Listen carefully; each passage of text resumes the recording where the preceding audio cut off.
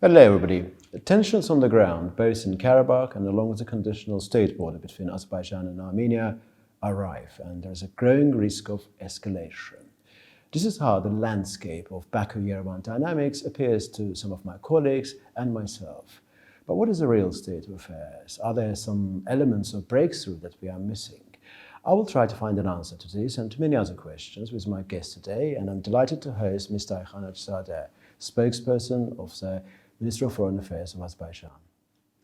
Good afternoon. Thank you very much indeed for being with us, Mr. Hajizada. Thank you for having me.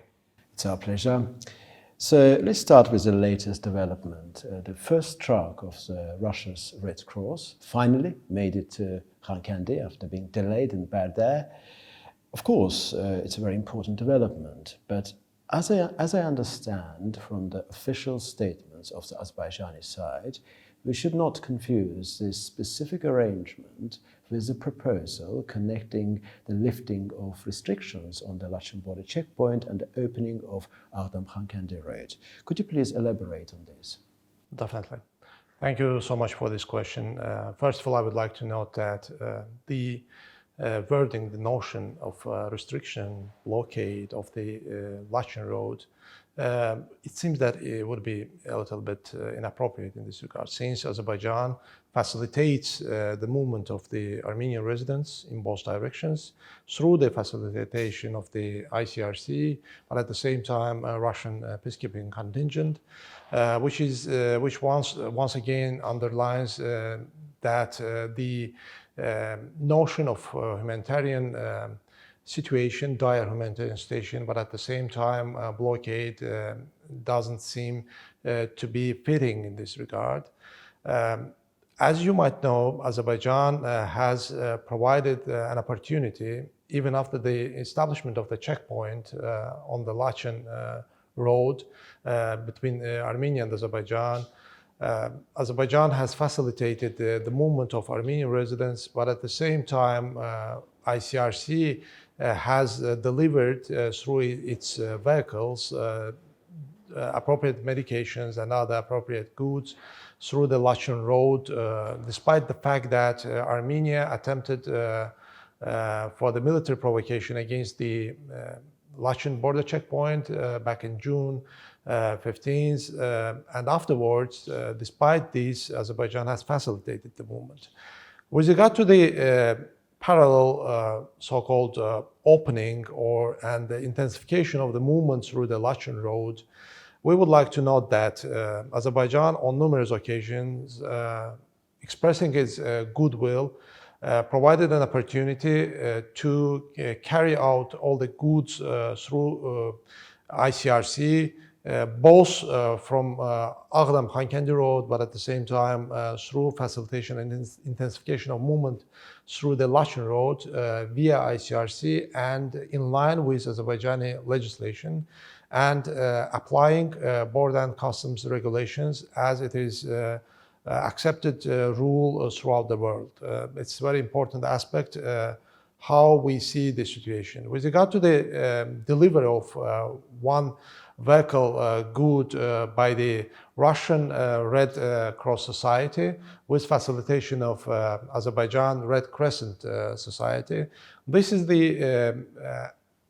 the step by Azerbaijan as a goodwill gesture. This is the one-time application of this goodwill gesture, but at the same time, with regard to the opening of Aghdam-Khankendi Road and Lachin Road, on numerous occasions, Azerbaijan has provided its willingness to provide an opportunity to facilitate the movement of goods through in parallel of both roads. I would like to note that, as you might heard, at the leadership level in July 15th in Brussels, there was an agreement, initial agreement, that the Aghdam-Khankendi Road will be open simultaneously with Lachin-Khankendi Road intensification of the movement of goods. And later on, there was an initial negotiation on that in Moscow at the level of the ministers of foreign affairs, and there was an agreement reached both with local Armenian representatives, but at the same time with the Russian peacekeeping is contingent that there will be a delivery of goods through Aghdam-Khankendi Road, and after 24 hours there will be an intensification of movement of goods through Lachin Khankendi Road, which have not been fulfilled and breached by the Armenian side. And in early September, there was a phone call between the President of the Republic of Azerbaijan, His Excellency Mr. Ilham Aliyev, and with Secretary of State of the United States, Antony Blinken, with regard to the simultaneous, but at the same time, opening of Aghdam-Khankendi Road and Lachin Khankendi Road, which was met very positively by the US side. And there was an instruction from the US side to the facilitators to facilitate this movement. Unfortunately, so far, this has not been fulfilled. Azerbaijan has also expressed its goodwill and sent 2 cars through the Azerbaijan Red Crescent Society to Aghdam-Khankendi Road. So far, the Armenian side, the Armenian representatives of Armenian residents have not accepted this goodwill gesture by Azerbaijan. And it seems that these goodwill gestures and the steps have not been met positively by the Armenian side, which once again demonstrates that the situation right now that has been propagated by the Armenian side as a humanitarian situation has no grounds, and it's purely political speculation. Thank you very much, Mr. Hajizada, for the clear explanation. As I understand from what you have said, some relaxation along the Lachin Road, some intensification of movement along the Lachin Road is possible once Aghdam-Khankendi Road is open. I would like to ask your opinion about recent illegal and sham elections held in Khankendi. My first question is, in terms of the international reaction regarding these illegal elections, do you think cumulatively, when you consider all of these reactions, they all confirm with Azerbaijan's point of view? Definitely, afterwards, these sham elections in the puppet regime established by Armenia as a result of almost 30 years of occupation, Azerbaijani Minister of Foreign Affairs has expressed its strong condemnation of these sham elections, and we've emphasized that this is against the sovereignty and territorial integrity of Azerbaijan, and any support of this election would be inappropriate, would be condemned by us. But at the same time, we called the international community to condemn and stress unacceptable movement from the so-called regime puppet regime established in Azerbaijani territories, which undermines both the dialogue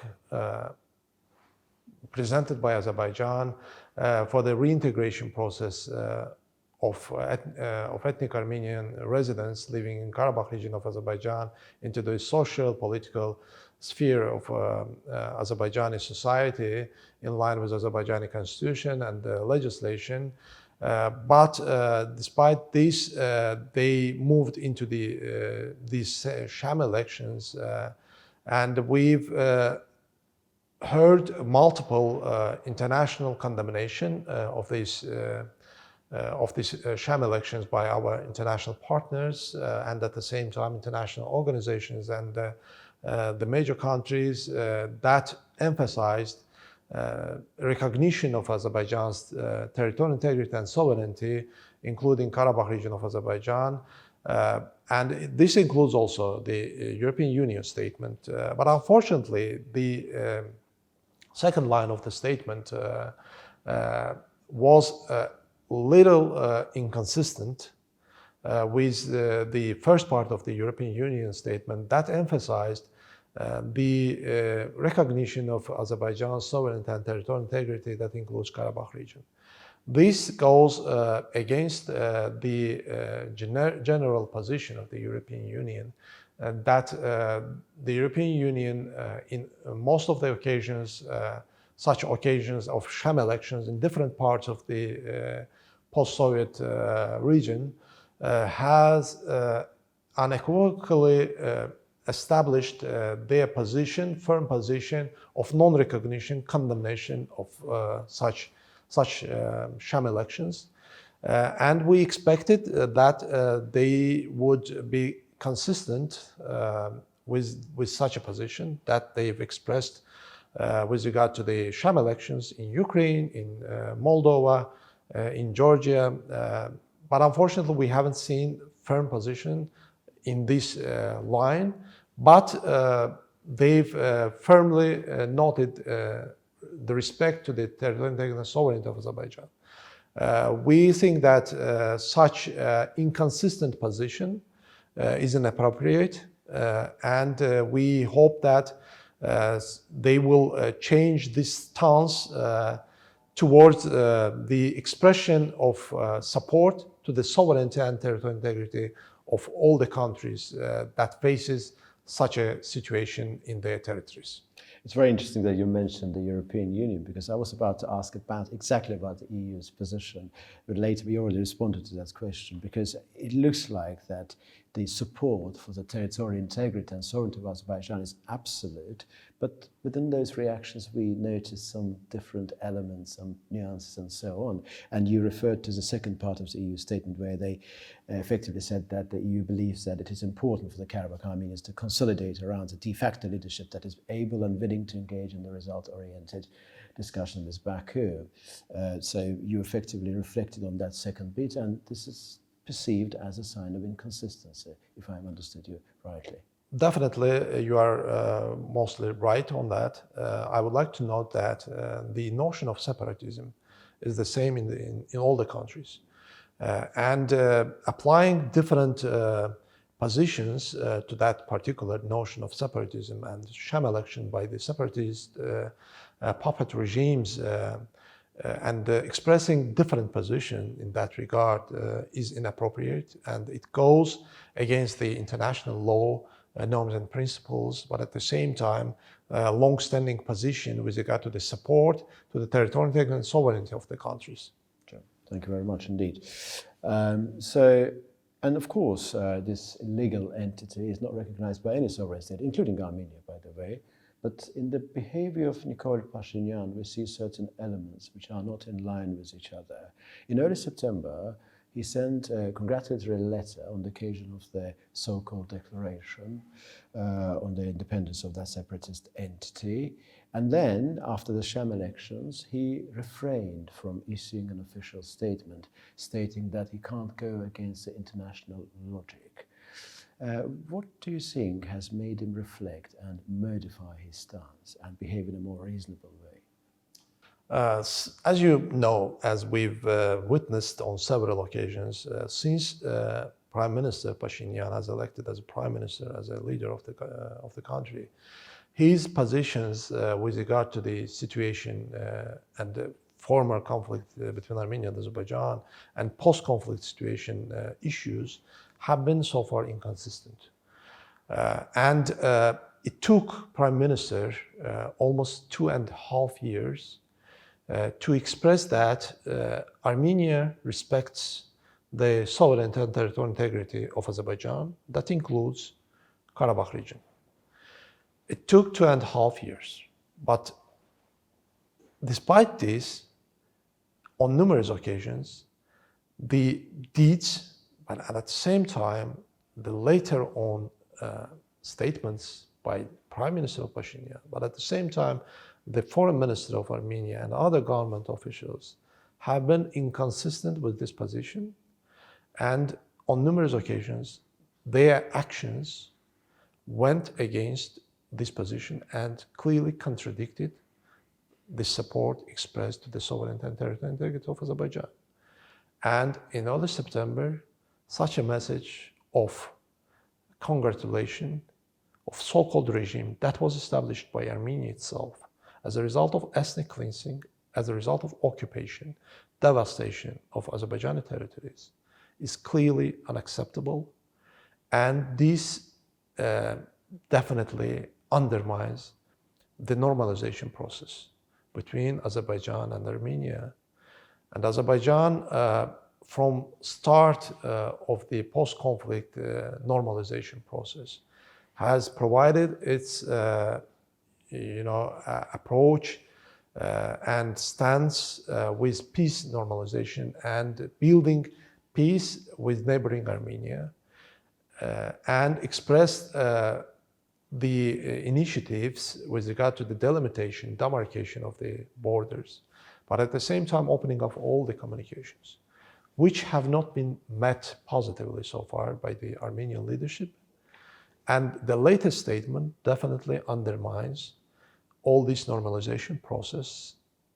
And with regard to non-congratulatory message by the Prime Minister of Armenia, we would like to note that despite this, the actions and at the same time statements that still continuing, both by the Minister of Foreign Affairs of Armenia and other government officials, clearly goes against the territorial integrity and sovereignty of Azerbaijan, which once again raises multiple questions. What is the position of Armenia with regard to that particular stance? Our leadership has expressed the position that we expect the Armenian side to respect the sovereignty and territorial integrity of Azerbaijan, both in words and deeds. So far, we don't see such a clear position, such a consistent position that supports Azerbaijan's sovereignty and territorial integrity, which definitely is a threat, is a process that undermines the normalization between Azerbaijan and Armenia. Prime Minister Nikol Pashinyan expressed his readiness to recognize Azerbaijan's territorial integrity across 86,600 square kilometers back in May in Brussels, but it's not a legally binding sort of agreement. It's got some political sort of weight, but simultaneously, Armenian illegal armed formations are still in Karabakh. They have not been withdrawn. They should have been withdrawn by now. Yerevan still funneling money into the separatist junta. So this sort of expressed readiness to recognize Azerbaijan's territorial integrity is kind of incomplete. It's only in words, but there's no real action on the ground.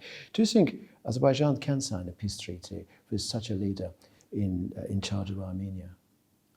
Definitely, one of the biggest threats in the region and the threat to the normalization process between Azerbaijan and Armenia is the non-withdrawal of Armenian armed forces. I underline once again, Armenian armed forces.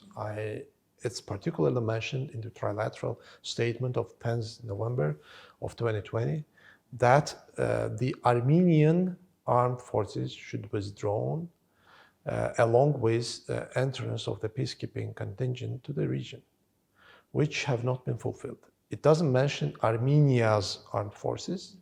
It includes all the armed forces, Armenian armed forces currently located in the territories of Azerbaijan. That is the clear breach of initial agreements, trilateral statements, but at the same time, the 4 UN Security Council resolutions of back 1993 that clearly calls for complete, unconditional, and immediate withdrawal of Armenian armed forces from the territories of Azerbaijan.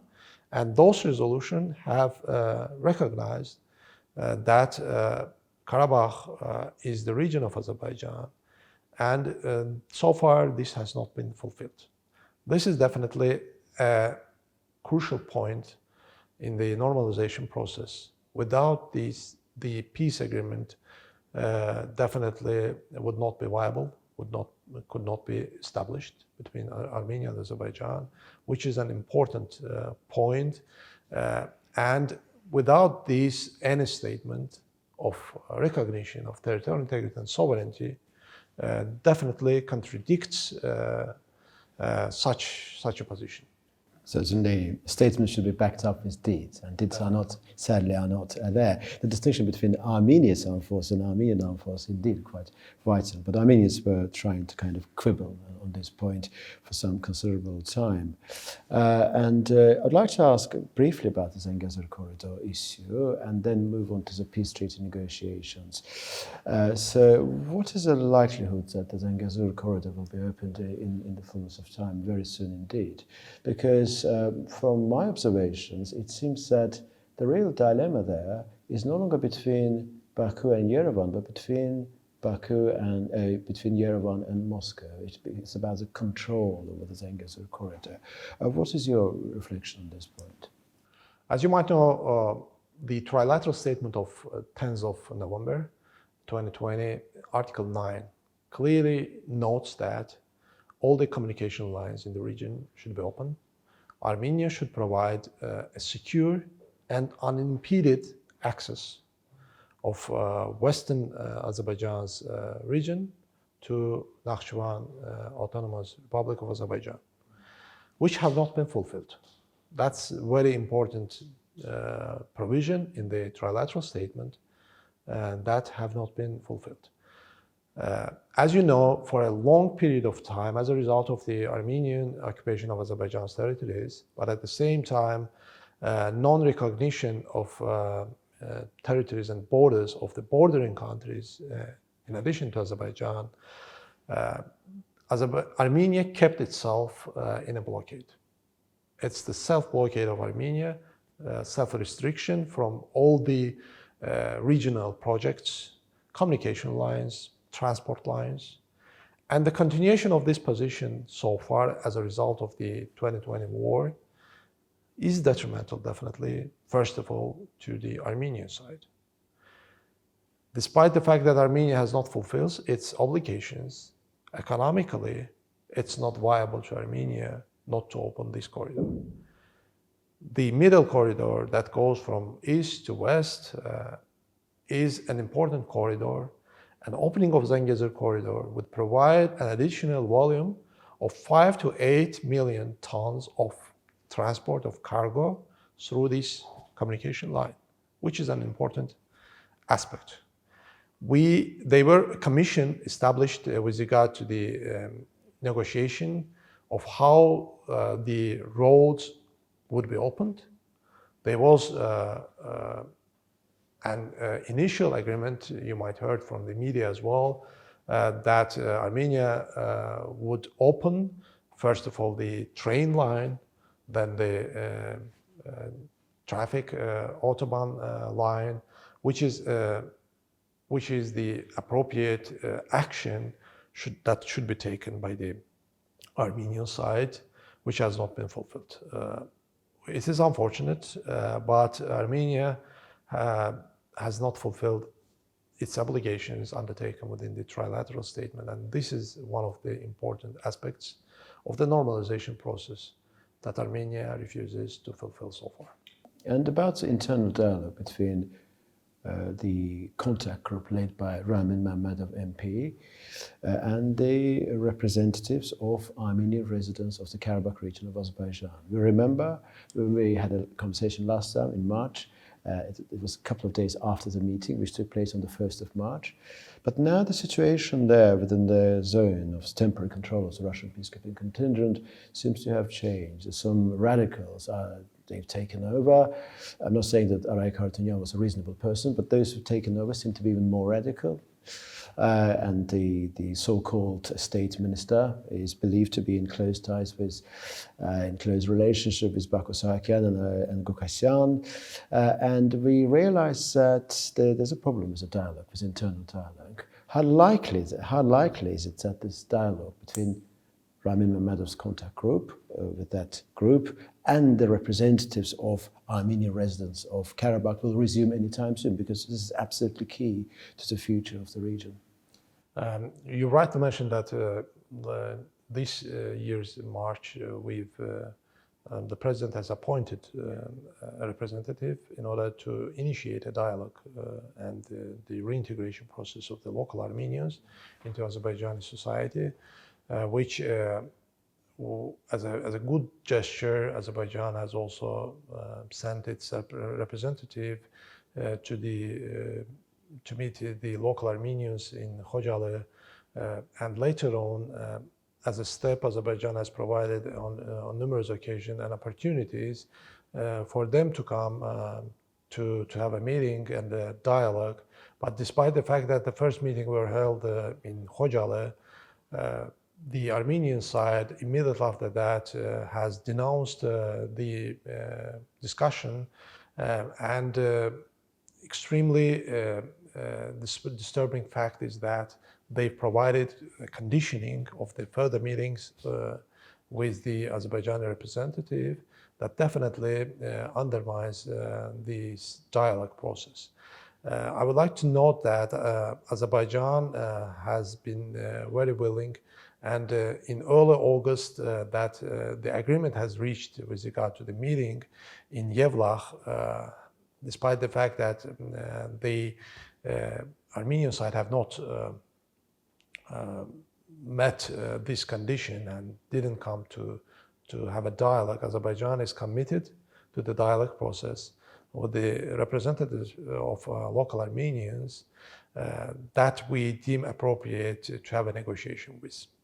So Azerbaijan definitely provides a support to the dialogue process, but at the same time, we believe that without reciprocal action from the opposite side, the progress could not be achieved in that direction. But still, Azerbaijan is committed to the process, and we hope that without any preconditions, without any destructive actions, the representatives that Azerbaijan deem appropriate would come and negotiate the process of reintegration that would be very beneficial to the local Armenian residents that so far were kept as a hostage by some hardliners, so-called representatives of the Armenian residents that represent themselves as a representative of Armenian residents, but are not willing to have a constructive dialogue with the central government of Azerbaijan. And we hope that the residents, Armenian residents, will realize that such an inappropriate action from certain people of ethnic Armenians is not helpful and is not beneficial to the residents, local residents of Azerbaijan, Armenian residents, and we hope that they will realize it sooner rather than later. Mr. Hajizada, I want to ask you about what is the likelihood that Azerbaijan and Armenia will be able to conclude a peace treaty by the end of the year. But before asking that, I want to reflect on what we are observing today. Lots of people, commentators, political experts, talk about the risk of escalation, both on the conditional state border and inside Azerbaijan in Garabagh. How genuine is this risk, do you think? So, as you know, that the current situation is volatile, definitely, and the first and major aspect of this non-withdrawal of the Armenian armed forces from the territories of Azerbaijan, that on a daily basis commits military provocations against Azerbaijan, but at the same time, accumulation by Armenia of armed forces along the border definitely undermines these volatile and adds to this volatile situation, which is very provocative. And with regard to the allegations that Azerbaijan moves certain armed forces to certain areas doesn't seem to be appropriate, since Azerbaijan is free to move any of its forces along its sovereign territories. But at the same time, taking into consideration that Azerbaijan have been facing the aggression and faced the aggression for almost 30 years by the Armenian side. Along the border with Azerbaijan and Armenia, Azerbaijan is obliged to secure its border areas as well. With regard to the likelihood of conclusion of the peace agreement by the end of this year, everything is definitely possible if the goodwill will be presented and shown by the Armenian side in both recognition of Azerbaijan's territorial integrity and sovereignty and further actions to withdraw its armed forces, to refrain from support of the separatist regime established in the territories of Azerbaijan, and genuinely to have a goodwill in the political normalization process. It is definitely to the benefit of Armenia as a country provided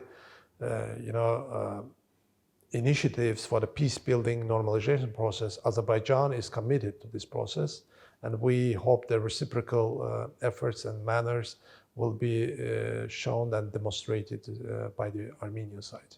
It looks like it all boils down to the non-withdrawal of the Armenian armed forces from Garabagh, and that incompleteness of Armenia's express readiness to recognize Azerbaijan's territorial integrity. That seems to be a key kind of obstacle. Well, we hope, I suppose we must, and I hope that by the end of the year, circumstances on the ground will be different.